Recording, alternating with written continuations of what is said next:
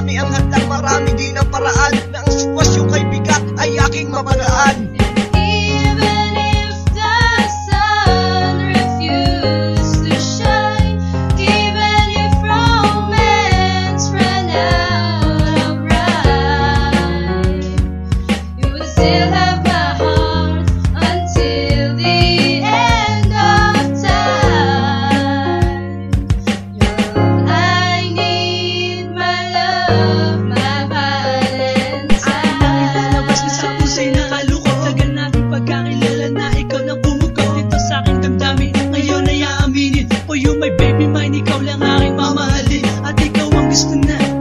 Sa may tibanan at wala nang iba, sana ay maintindihan ang aking ninanais. Huwag mo sanang tanggihan, huwag mo paniwalaan ang mga kasabihan, na kung merong manira huwag mo nalang punahin. Ako sa kanila bahala, aking baguhin, dahil ayaw kong madungisan ng pag